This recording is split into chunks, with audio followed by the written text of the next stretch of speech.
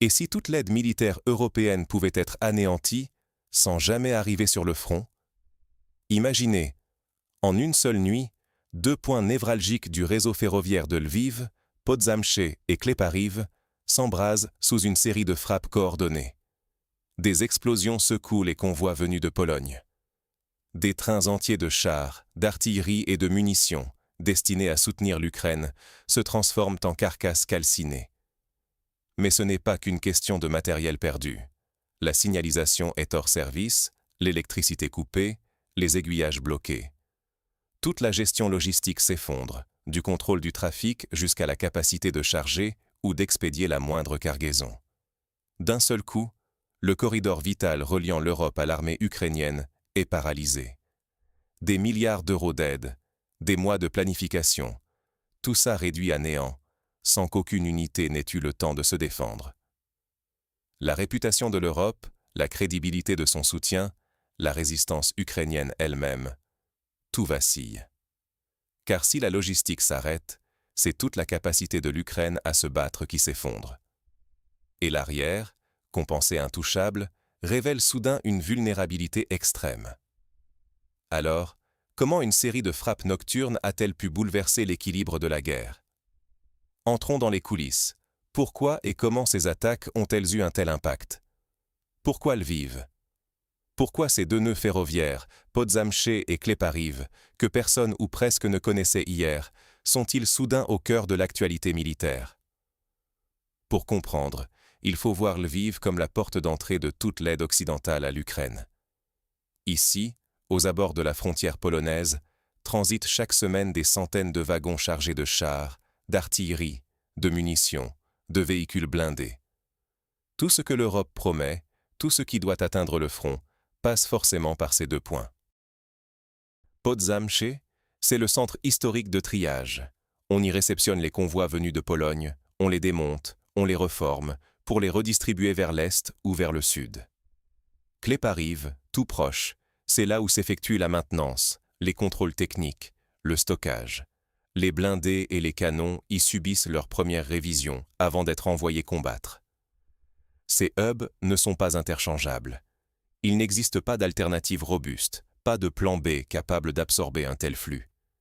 Si Podzamcze ou Klépariv s'arrêtent, c'est tout le réapprovisionnement ukrainien en armes lourdes qui s'effondre. Ignorer leur importance, c'est sous-estimer à quel point la logistique ukrainienne dépend d'un fil, et à quel point une attaque profonde peut tout paralyser. Mais ce qui rend l'attaque vraiment redoutable, c'est la méthode employée. Pourquoi ces frappes ont-elles été si destructrices? Et qu'est-ce qui les distingue vraiment des attaques habituelles? D'abord, l'heure choisie, 2 heures du matin. À ce moment-là, la vigilance est au plus bas, les équipes sont épuisées, le personnel de garde minimal. C'est précisément lorsque la capacité de réaction est la plus faible que les missiles s'abattent sur les principaux nœuds ferroviaires de Lviv. Mais ce n'est pas tout.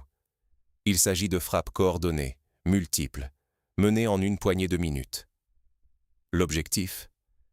Maximiser les dégâts avant même qu'une alerte ne soit donnée ou qu'un extincteur ne soit actionné.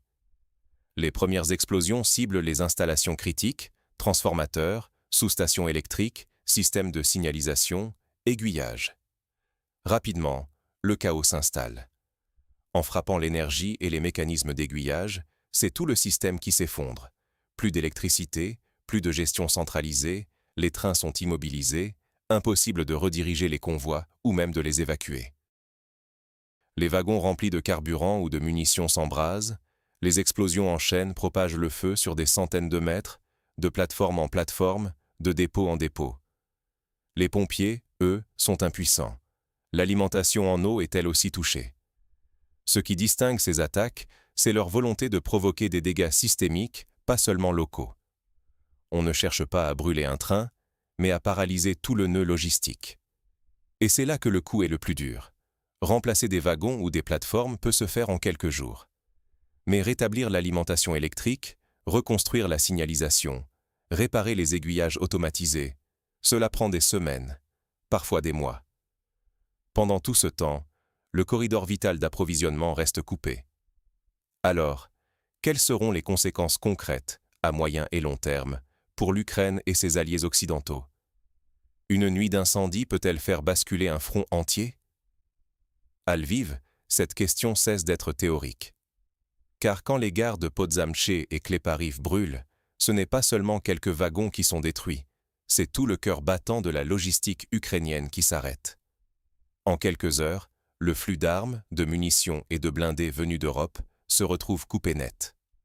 Les trains qui devaient ravitailler le front partent en fumée, et l'infrastructure, si complexe et si fragile, est endommagée au point qu'il faudra des semaines, parfois des mois, pour tout remettre en marche. Sur le terrain, l'effet domino est implacable. Les unités ukrainiennes qui attendaient des obus ou des véhicules blindés doivent renoncer, les calendriers de livraison s'effondrent, les stocks s'amenuisent. Les bataillons, déjà sous pression, voient arriver la pénurie et le chaos. Impossible de maintenir le rythme, impossible même de planifier les prochains jours. Loin du front, c'est toute la chaîne d'approvisionnement occidentale qui révèle sa vulnérabilité.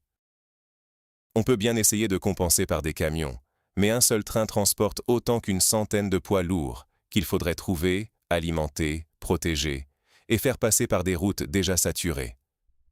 Les autres nœuds ferroviaires, incapables d'absorber ce volume. Lviv n'est pas un simple arrêt, c'est la porte d'entrée obligée pour l'aide occidentale. Du côté européen, c'est la sidération. Des milliards d'euros partis en fumée, des images de convois détruits qui circulent sur les écrans, et cette question gênante. À quoi bon investir autant si la Russie peut anéantir ses efforts en une nuit ciblée? Politiquement, la crédibilité chancelle et le doute s'installe sur la capacité réelle à soutenir l'Ukraine à long terme. Ce n'est plus une guerre de tranchées, c'est une guerre où la destruction logistique fait pencher la balance, où chaque euro investi peut être réduit à néant par une frappe bien placée. Et l'efficacité de ces frappes russes force l'Europe à douter du sens de son aide future, pendant que l'armée ukrainienne risque l'asphyxie pure et simple. Mais au-delà de la crise immédiate, quelles leçons en tirer pour l'avenir de la guerre et des aides? Envoyer plus d'armes, ou repenser toute la logistique de la guerre moderne? Voilà le vrai dilemme révélé par les frappes sur Lviv. Car l'événement ne montre pas seulement la puissance de destruction russe, il met surtout à nu une vérité brutale. La logistique, c'est le talon d'Achille de toute cette guerre. On a parfois tendance à croire que la force, c'est le nombre de chars, la quantité de canons, le flux continu de munitions. Mais en réalité, une chaîne d'approvisionnement est aussi solide que son maillon le plus faible. À quoi bon envoyer des milliards d'euros d'aide militaire si, en une seule nuit de frappes ciblées, tout peut être réduit à l'état de cendres? Les images satellites de wagons détruits et les explosions secondaires à Lviv ne laissent pas de place au doute. Le corridor vital entre la Pologne et le front a été coupé net. Ce qui devait renforcer l'Ukraine n'est plus qu'un tas de débris fumants. Les risques structurels sont clairs. Tant que les grands hubs logistiques restent exposés et que les itinéraires ne sont pas diversifiés, l'Europe et l'Ukraine risquent tout simplement de gaspiller leurs ressources. La logistique n'est pas un simple détail technique, c'est le nerf de la guerre moderne. Si elle s'effondre, peu importe le volume de l'aide envoyée, elle n'arrivera jamais sur le front, là où tout se joue. Protéger ces hubs, prévoir des itinéraires alternatifs, accélérer la réparation des infrastructures, tout cela devient aussi stratégique que l'envoi d'armes, voire plus. Mais ce que cette attaque change surtout, c'est la perception du contribuable européen.